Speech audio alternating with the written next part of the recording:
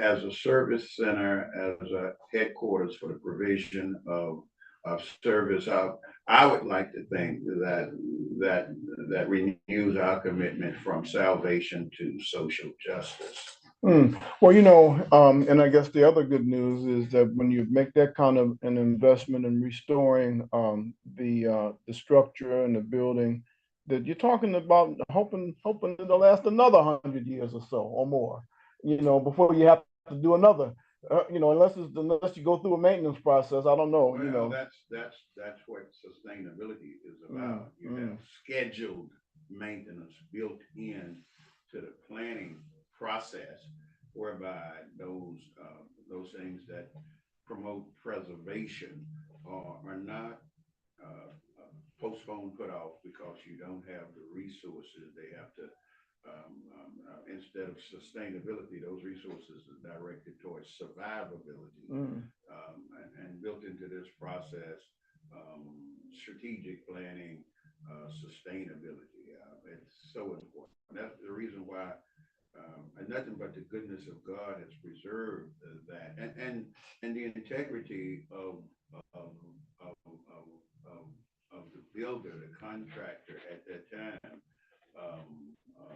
who was from right up the road in Beloit, and who was probably trained at Tuskegee, HBCU. The bricks were probably made based on evaluations and assessments coming from some of the folk who have done the work, were probably made by good old Tuskegee, and so we tip our hats to the worldwide ramifications of what happened with the voting rights movement. But Tuskegee, good old Beloit right up the road, A.J. Farley, a Black architect, and there's a whole lot to be proud of, and that is in no way intended to minimize what was done by foot soldiers, what was done by P.H. Lewis, the pastor of Brown Chapel at that time. No, but they were a part of a larger picture, From what I've been able to gather from my research, the plan from the beginning was for Brown Chapel to serve not just the members of Brown Chapel, but to serve the needs of primarily African Americans, Black folk, who are Dallas County surrounding area, because at that time in 1908, when that structure was built, those types of venues they didn't exist. Were not accept. Well, they existed, but not many of them, though. They existed for other people, right? And a lot of them publicly financed, publicly built by the public dollar. That the forces of racism and those kind of things at the time denied us access to, just like we were denied access to the right of vote. And so there's a reason why Brown Chapel, then, now, for the future, was in a position to provide those kinds of services, had that type of vision, made those kinds of sacrifices for the good of the order, for the good of the whole. And I would like to think that that's a part of what we celebrate. I would hope that our focus would be on the faith-based salvation, social justice emphasis, and the sacrifices made by folk like P.H. Lewis, F.D. Reese, the Courageous Eight, and that our inspirational fountain that fills our mental cups would come not just from an experience about the bridge, on the bridge, not to minimize that in any way, but there would at least be a split screen to see that the folk who went to the bridge had been to the courthouse and had been to the church house. I think we need to focus more on that. And toward that end, what we're doing in addition to the soft reopening, the ribbon cutting at 10 a.m. on March 6th, this coming Friday. So this Friday at 10 a.m. We're also doing a Spirit of the Courageous Eight Community Service Recognition Awards luncheon. That's going to be at the Bullock Community Center across from Tabernacle Baptist Church. Mhm. And that's going to be at 12 noon. We're going to On Friday. March Mhm. 6th, 12 Okay. noon. We're going to recognize, going to honor the sacrifices, the spirit of the courageous eight. Going to make some awards that are going to be some awards that are going to be some awards that, as soon as I can shut this phone off, that's been ringing off the hook all morning, morning, night, yesterday. That goes with the territory this time of year. But makes a preacher want to either pray or cuss, and I choose to pray.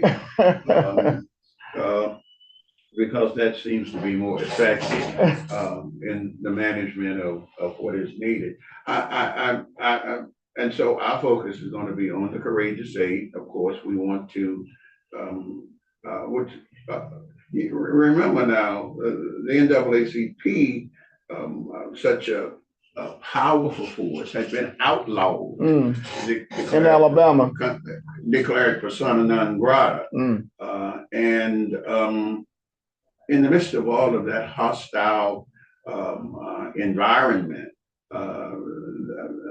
folk like Amelia Boynton, Reverend Reese, Reverend Hunter, Marie Foster, Ernest Doyle, those folk, they did, in essence, what Brown Chapel, they defied the executive order coming from Governor Wallace at the time, to Brown Chapel to stay open to provide a sanctuary.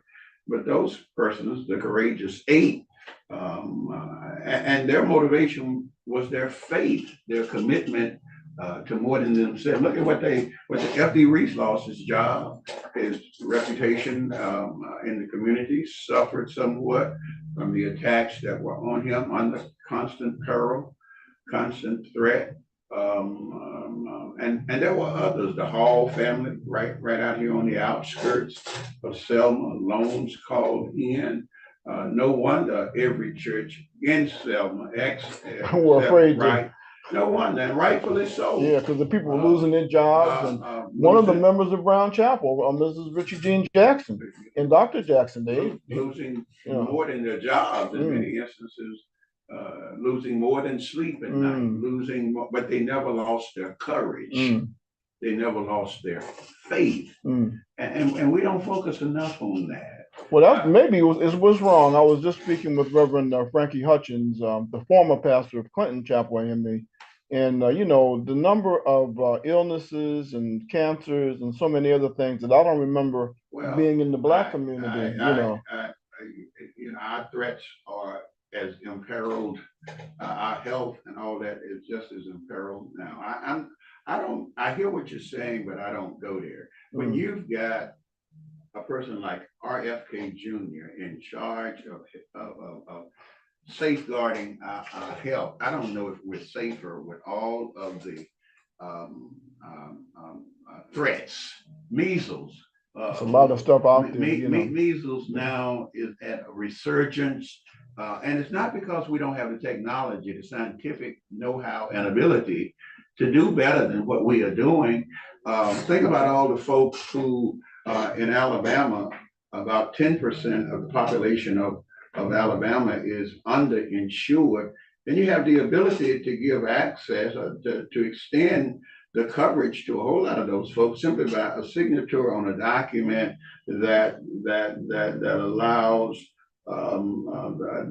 Medicaid, and that's not just African Americans, that's not just white folks, and that's not even just individuals. Institutionally, think about the hospitals, the rural country hospitals that provide not only health care, but provide a flow of income into the jobs availability in those small. Think about that. And so I'm not ready.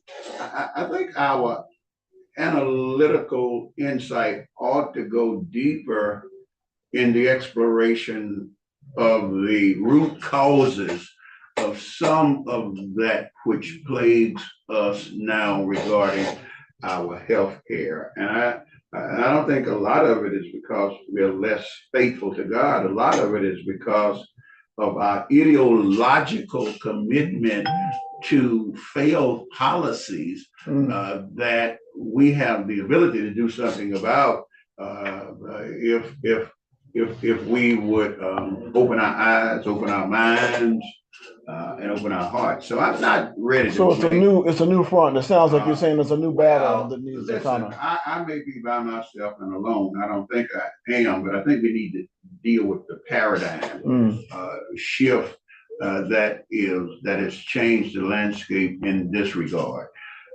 The mass meetings that we held then produced a futuristic vision of what we wanted and believe life ought to be, should be for us as well as others. For everybody. For everybody. And that futuristic vision brought a faith-based response that motivated people to go from the church house to the courthouse and to the schoolhouse. To the schoolhouse. From the church house to the schoolhouse, F.D. Reese, R.B. Hudson, and it was powerful enough that from the church house to the schoolhouse, and not just Black professionals who ranked near the top of the professional ladder at that particular time in our community. It was everybody. In our community, especially so, but from the church house to the schoolhouse, and not just the teachers, but the students. Charles Malden was the leader of a student. And as I understand it, and correct me if I'm wrong, when Malcolm, when El Malik Shabazz, when Malcolm came here in February of 65 and was assassinated 2-3 weeks later at the Audubon in New York. Malcolm had been on a spiritual pilgrimage to Mecca that had brought him almost full circle back to a merging of minds and spirits, so to speak, with art. And at Brown Chapel spoke to a wall-to-wall group of young people. We've lost the schoolhouse. We've lost our, in a war, you use all the weapons in your arsenal. The heavy artillery goes in and softens.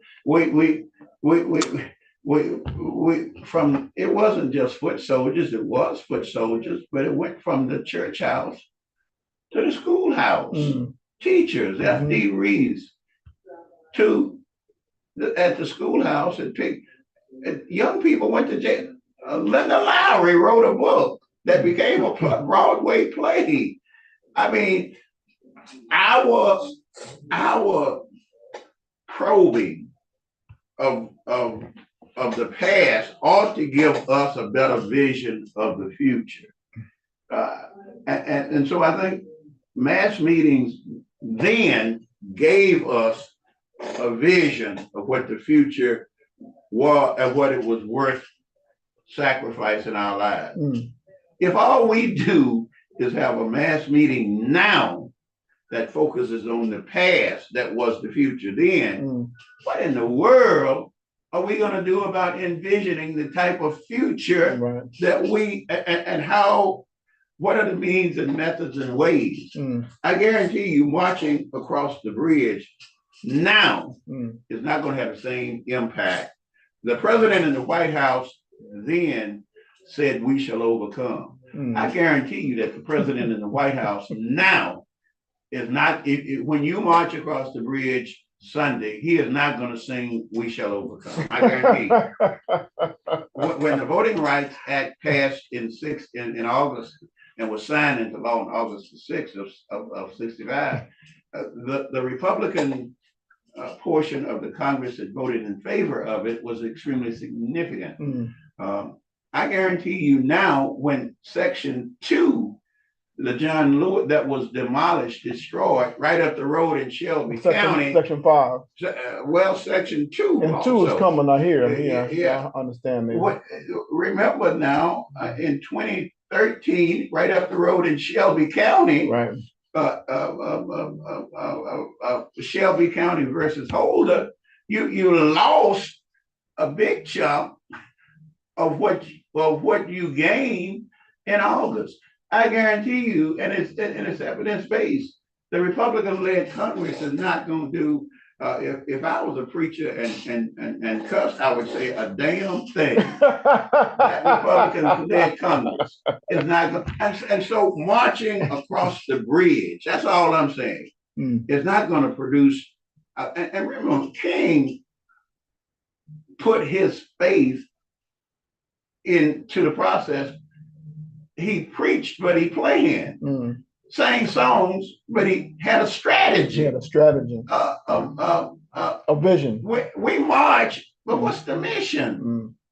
And if mass meetings, and that's not to say we should not memorialize, but we all. But how do we memorialize?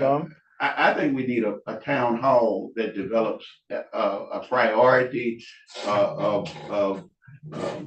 endorsed by and a consensus by our community itself. Well, like the Black Agenda that took place years ago. It was 72, 73. Well, like Charles Boyer and Ryan Haygood have done in Trenton, New Jersey right now. That have taken the salvation and social justice, organic social justice that grows, emerges right out of our faith-based institutions, our faith relationship with the Lord. We've got to capture our musings in mass meetings ought to help us to capture that futuristic vision, not just the historic retrospective about our past. What about our present? What about our future? If we don't assess where we are, and then, as you say, chart a course for the future, then we threaten our survival. Well, you said that. I didn't say that. Okay, you have a platform. You. Well, I'm with you. I think you're right. Okay. And so, how do we make that paradigm shift? I'm working on trying to focus as much on the development of that type of development of a list of priorities and ways and means, and pray and plan, sing and shout, but also strategize. The problem with white Christian nationalism is that it divorces social justice from salvation. The Lord said about marriage, that which God has joined together, let not man put asunder.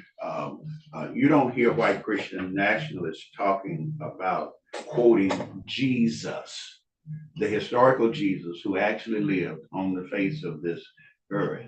They will quote Paul or misquote Paul in 1 Corinthians 14 and in Romans 13, but they don't quote Jesus in Luke chapter 10, where Jesus stops and an entourage stops by the house of Mary and Martha, and Martha runs into the kitchen because that was the traditional role of women. But Mary sits.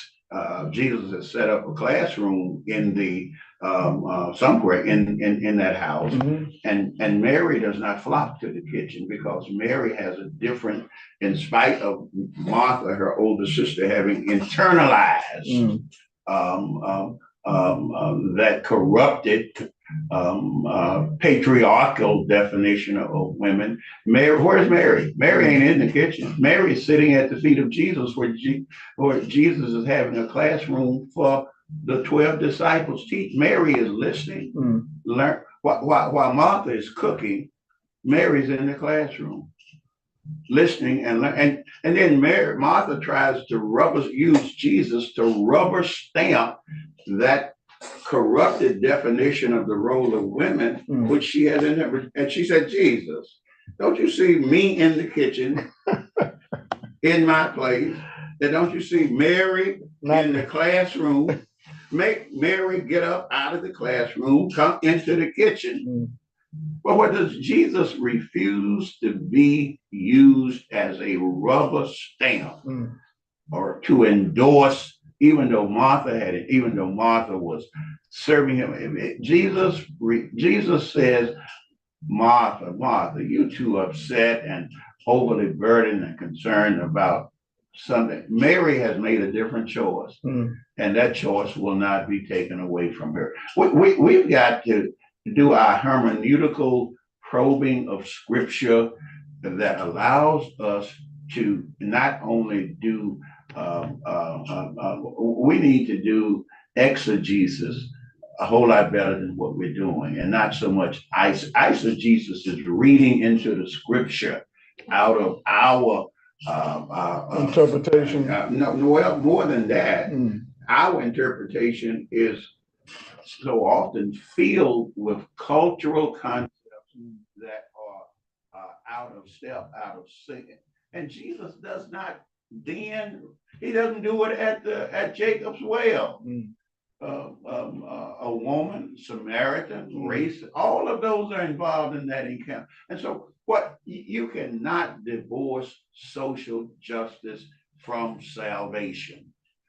What the Courageous Eight did, faith-based salvation, but they would not allow fear, would not allow threats, would not allow, in some cases, Ernest Doyle's wife.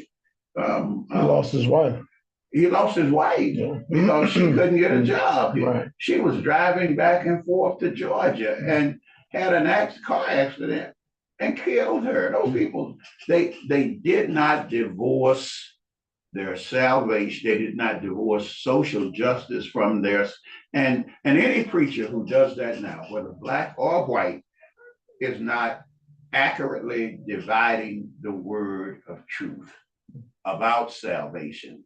Any preacher, if I do it, if you do it, but that kind of garbage is being flushed out of too many white pulpits, white church, and being flushed downstream. And you know when you flush, you know it goes downstream, and it's being and we're picking it up without in total disregard of our own history, our own relationship, our own. Aunt Jane had enough theological sense when she heard then white preachers pulpits just using the Bible to justify it. Aunt Jane had enough sense to say heaven, heaven. Everybody talking about heaven ain't going there. Okay, we've got to. That's what we've got to do because right now religion is being used as a weapon by divorcing social justice from salvation. Too much of that happening right now. What is the soft opening, and what will the soft opening involve on Friday morning? There will be a ribbon cutting. There will be persons from the National Trust for the Preservation of Historic Black Churches. There will be some of their major donors who will be present, which have allowed them to have the availability of funds to do what they're doing. And I might just add, if you look at the combined resources through Tabernacle Baptist Church that has been awarded grants, if you look at First Baptist Church right up the street from us, if you look at the Boynton House, where I was able to write a successful $500,000 grant, the African American Civil Rights Award. I dare say that in a city that prides itself on the prize of civil rights tourism. You're looking at over $12 million coming into the economy of this city. Through 4 churches. Uh, through And three the three churches churches and the that Boynton one zone. historic. Right. And that's a good shot. Oh, I mean, beyond the faith-based implications, beyond that have to do with voting rights. So civil rights tourism has been very, very. It's getting to be big business. You know, Montgomery certainly shows us how much money can be generated. Montgomery seized that moment. Well, I'm not gonna go into that. No, You're not gonna lead me down this path. But here's what I dare say, because you're gonna tell me time's up in a minute. The challenge is for us to be on the right side of history in real time, in the moment. George Wallace, who issued the executive order at the time that led to the closing of Black churches, no more than 3, you know the history, I won't repeat that, that's low-hanging fruit. George Wallace in 19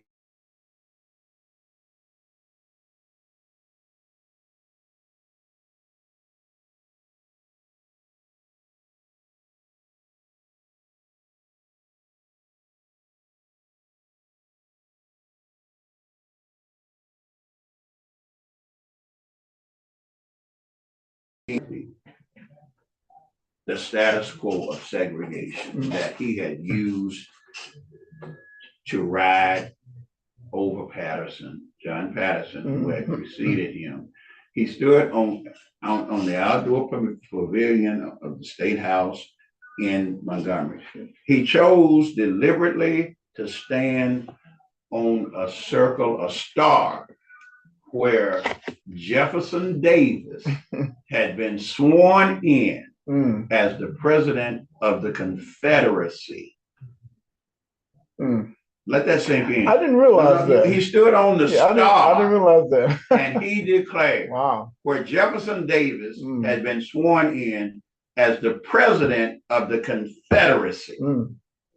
Yeah, I didn't realize. I don't know the exact content of his of Jefferson Davis's swearing in, but he would not have been chosen to be president of the Confederacy if he had not been committed to slavery. George Wallace in 1963, January 14th, chose, and he did it to symbolize the direction. He said, you know what his immortalized words were? Segregation today. Segregation forever. Segregation tomorrow. Segregation forever. In 1979, having used segregation and all of that to promote his presidency, having survived an assassination attempt, in 1979, George Wallace began to stand someplace else. He stood at Black churches and stood whatever post, and he said that I was wrong when I did what I did. When I stood on that star and said what he said, I was wrong. He said it so often, so frequently, that in 1985, Tuskegee University, an HBCU, gave him an honorary Doctor of Laws. All right, he was saying, and then that same George Wallace in 1995 stood here in Selma at the 30th anniversary of no lesser stature than the 30th anniversary of the celebration of Bloody Sunday, and said to the leaders, the people, in 1995, said I was wrong. How many people died from 1963 to 30 years. How many folks died? Bunch of them. What we need to do, Ernest Dowell, F.D. Reese, P.H. Lewis, Andy Lee Cooper, they were standing on the right side of history. We need people to stand in real time, not 30, not 150 years later. In real time, stand on the right side of history. It'll cost you something. You'll have to sacrifice. It will be unpopular at times. But I'd rather stand on the right. That's standing on the right side of God. Stand there now in real time. So after the soft opening and you have the award ceremony Friday at 12. Now Sunday, what's the schedule for Bloody Sunday Well, let's go back to Saturday. Oh, I'm about to forget about Saturday. Yeah. Saturday morning, we're celebrating Founders Day of the AME Church, Brown Chapel, first AME church in Alabama, 9th Episcopal District. At noon, Councilman Michael Johnson, my councilman, 8th, where Brown Chapel is located, Ward 8. He is sponsoring an event on the campus of Brown Chapel. On the inside, Ryan Haygood, National Black Lawyers Association, they are sponsoring activities on the inside of Brown Chapel that will feature the best legal minds looking at social justice issues, voting rights, and will include also Governor Wes Moore. Saturday, March the 7th at 4 p.m., the Legal Defense Fund, LDF, will be taking that deep dive into current voting rights issues and challenges. They've been leading the fight before the Supreme Court to retain the newest minority majority district in Mississippi, which is before the Supreme Court right now. So we're not just Bloody Sunday, we're Bloody Friday, Bloody Saturday, Bloody Sunday, because it requires more than just walking, marching across the bridge, taking a selfie with a celebrity. More than a photo op. It takes more than that. And we've got to be about the Lord's business of doing more than that. Now, is Brown Chapel going to be open after this weekend? We're seizing the moment. We're going to be open, soft opening for about a week. It's not complete. And then we're going to go let the contractors come back in and complete their mission, full restoration. That per contract is scheduled for November of this year. They think they'll be done by November. Yeah, per contract, right? But they think, and I think, that it will be completed before. That would be good. I think we have a caller here. I don't know. They may have a question for you. Viewpoint. Are you still there, caller?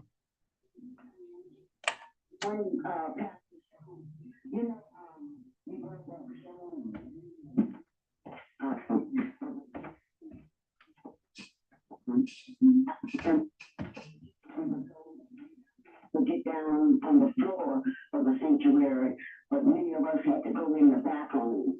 And when we would go in the back room, we would sometimes pass people because it would be so crowded. And most of those people were from Selma and the surrounding areas. Now, of course, we have people coming from national, all over the world, actually, to the meetings. So we thank you for the memory. And another thing, thank you also for the scripture that you brought about Mary being attentive as opposed to Martha doing the work. I remember when I had moved to Wisconsin in order to do Christian education in a Christian school education. That was one of the lessons that we talked about often, about how people can be so busy they can get doing the right thing, when many times they're doing the wrong thing. And I do remember the intensiveness of Mary getting the instructions and the directions. Now, this was not Mary, the mother. This was Mary, right, thank you for calling. Let's take this break, and I'll be back. Our guest this morning, Reverend Leo DeStrong, the pastor of historic Brown Chapel A&E Church. We'll be back right after these messages.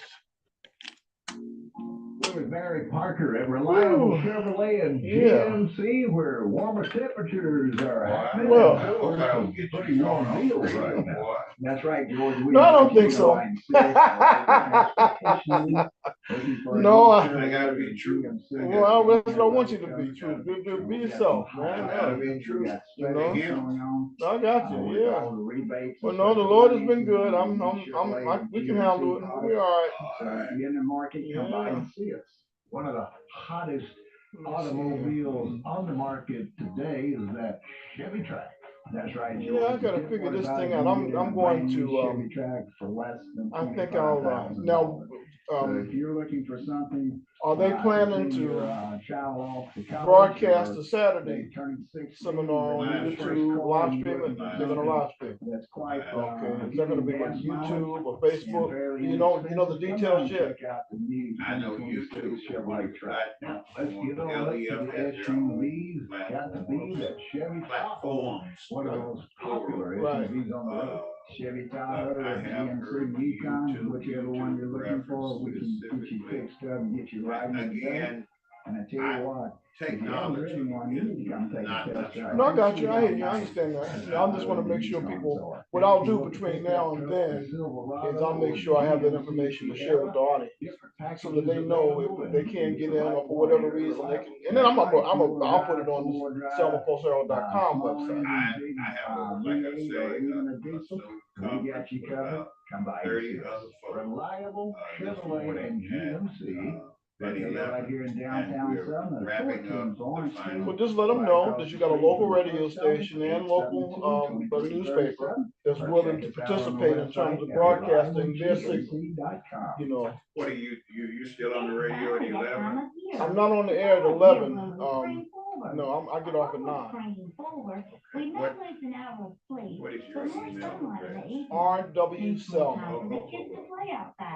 Ball game, or even an afternoon You may already have it. Also, with springtime comes the dreaded springtime allergy. Give you the If link that for springtime the allergy Okay. is to you, but I'm give gonna us a have call to ask today them at Selma for Doctor's permission Clinic at 874 to bring you in. They may 9064. not Our look friendly staff would love as to a set you up with an Media appointment person. and As walk a you media into This is all not. these This will be welcomes. not. This is not for public consumption.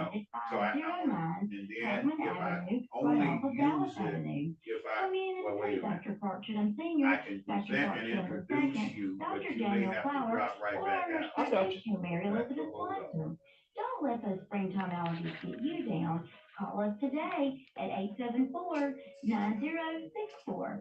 Spring forward, and remember, sunshine is always the best medicine. To cooperate, huh?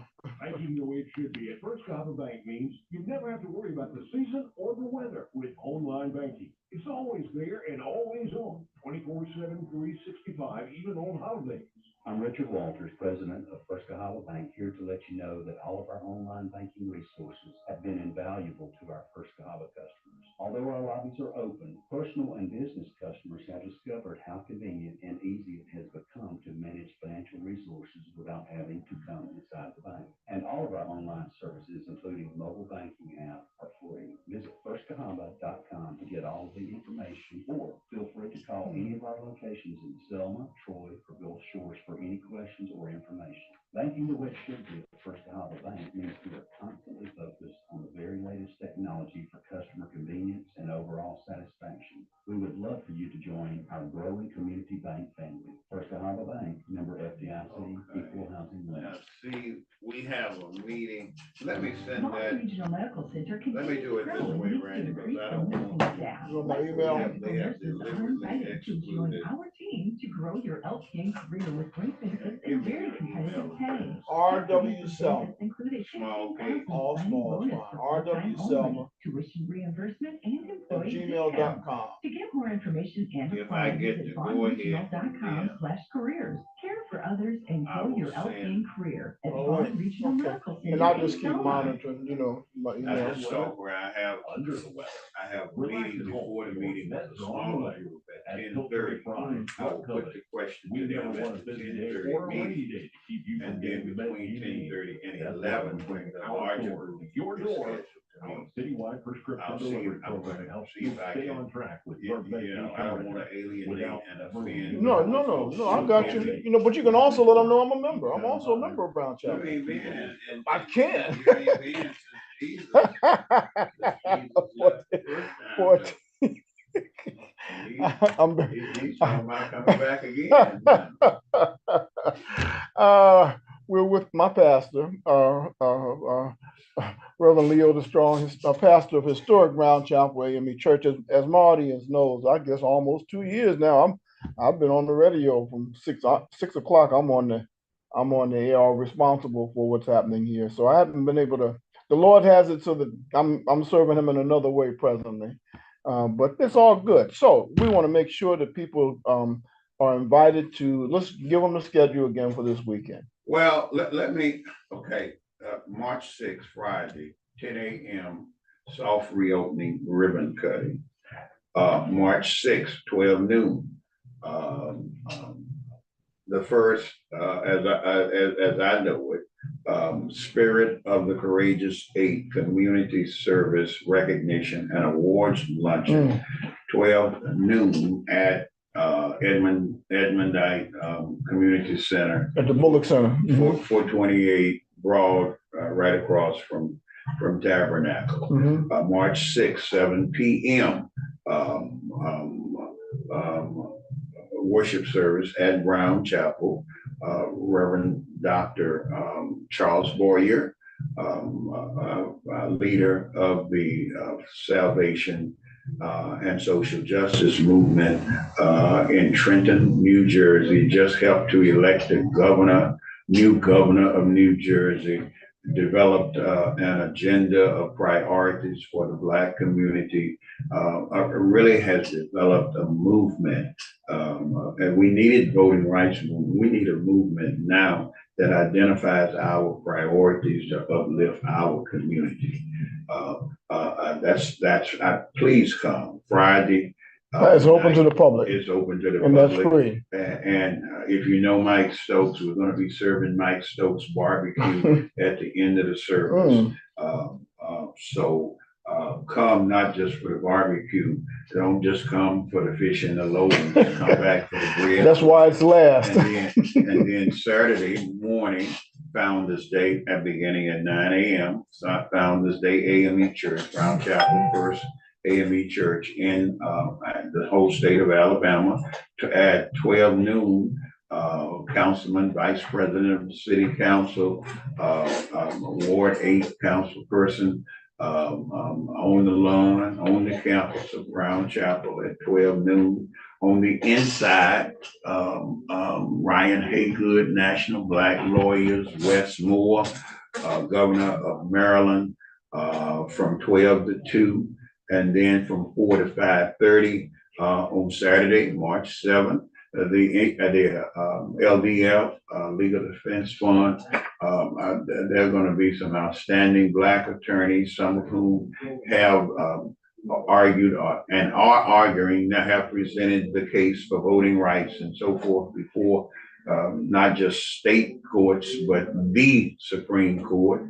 And then Sunday morning, of course, Bloody Sunday itself. Wow, that sounds like that's a full plate, and I certainly we want to. And then next week, I think it's Wednesday. Call me back, and we have Brown Chapel is doing its Manna from Heaven food ministry, food distribution. That's limited to GWC residents. That will be next Wednesday. And I think the time is 1 o'clock when I get back to my We'll office. confirm it. Yeah. You may help spread the word, but Yeah. it's still GWC residents. That's what it was designed for. We would make it citywide if you could afford to, huh? Resources. I got It's you. not a matter of commitment, it's a matter of resources.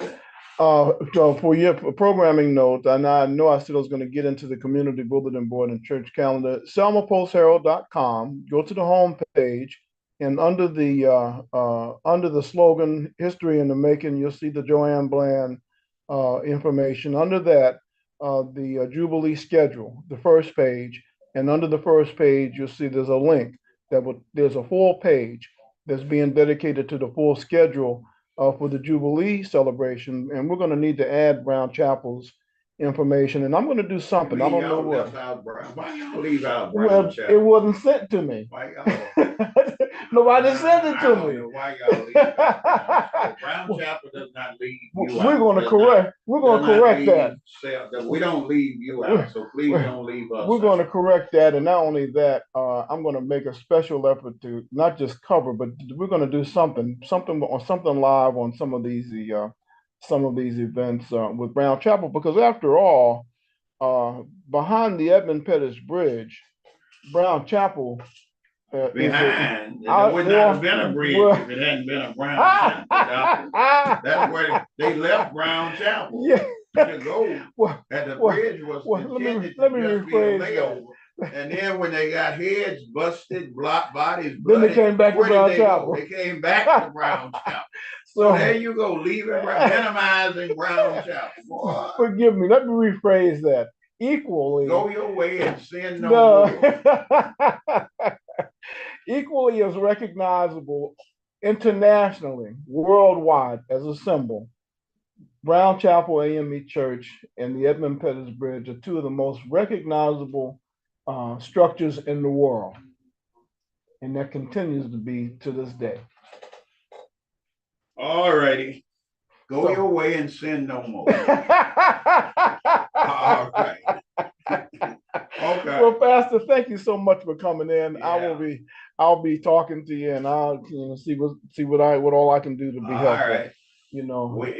Yeah, check on picking up the live stream. Yeah, I'm going to figure out how we're going to do this. Yeah, your audience that won't be able to come in. Reason, to be physically. Yeah, no doubt. Well, all right. Well, thank you so much. Take care. Yes, sir. All right, man. Yeah, okay. All right. Let's take this last break, and I'll be back with more. Right. Thank you, sir. Yes, sir. Right after this. Thank you, man. Oh yeah, I may come over to the church a little later on then. Because I know you're going to be bombarded with phone calls. Yeah. You know what I'm saying? Yeah. So I'm not going to, you may or may not even notice my call. So I may come over to find out, Okay, thank you. All right. Don't forget to email me. What did I do? I wrote it on. You wrote it, put it in your inside pocket, I think, in your jacket. Yeah, there it is. All right, thank you. Yes, sir.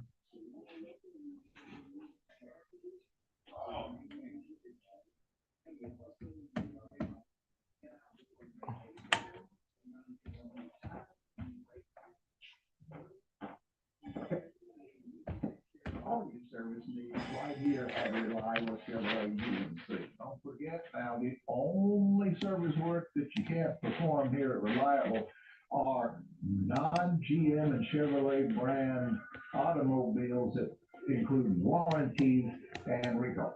That is correct. We can do all your regular maintenance right here, so we invite you to come by. Give us a call at 872-2337. Speak to Eric or Dylan or Lee. They'll set you up and get you in, get you all taken care of. And George, tell them what happens when they get to that fifth oil change. Well, for every